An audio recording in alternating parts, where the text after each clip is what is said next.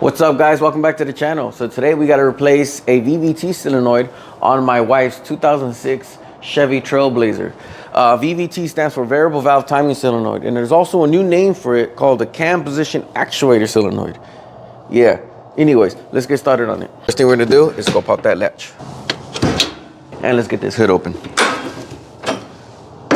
So there's your VVT solenoid, guys. So we're gonna have to loosen this power steering pump and move it out of the way. You do not have to remove this air box. I've seen a lot of people do that, but you don't have to do that. So let's grab a 3/8 ratchet, guys.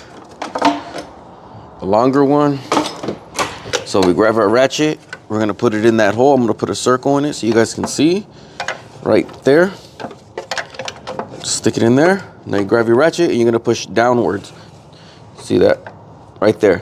See how it pushed down and that serpentine belt becomes loose? So now that that's loose, you grab your serpentine belt and you pop it out of the way. Just like that.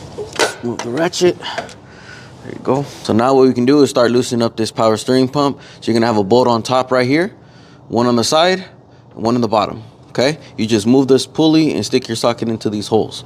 So first what we're gonna do is remove the top. Grab your 13mm socket and ratchet and break those bolts loose. That's one. That's two. And it looks like the bottom bolt, guys, is gonna be a 10mm socket, okay? Loosen that up.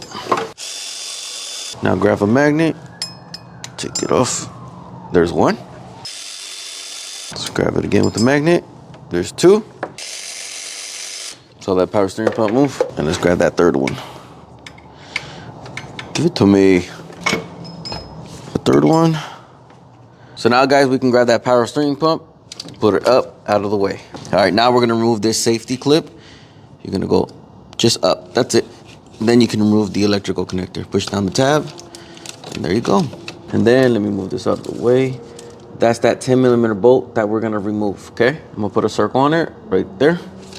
Okay, guys, so we're gonna move that 10mm bolt.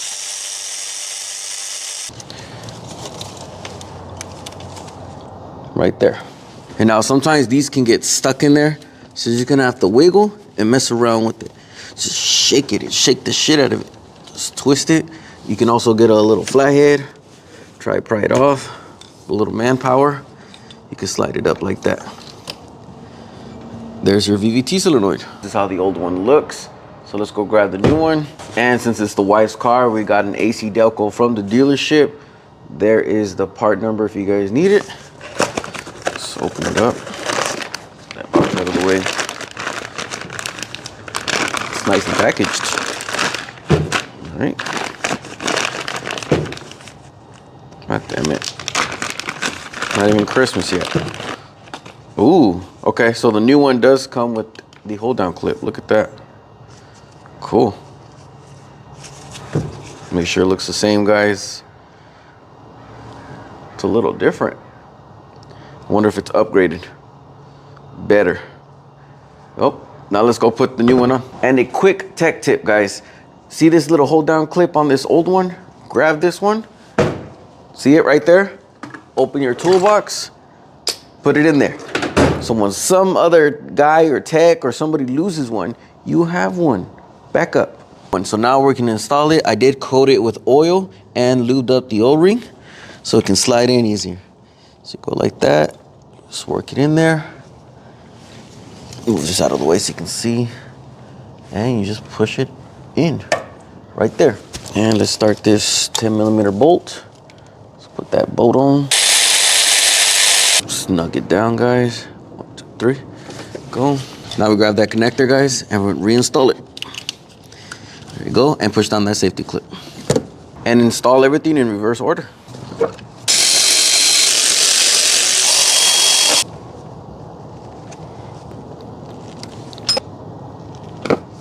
Now we can put that serpentine belt on.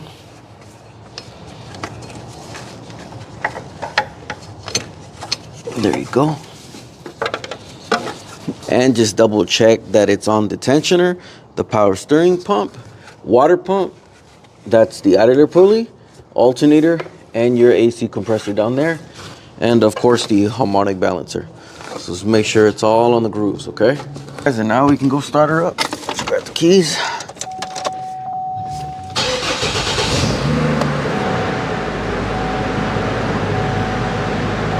See, looking good to me.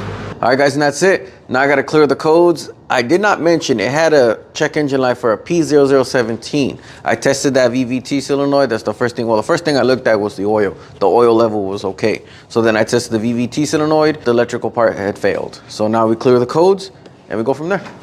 See you guys.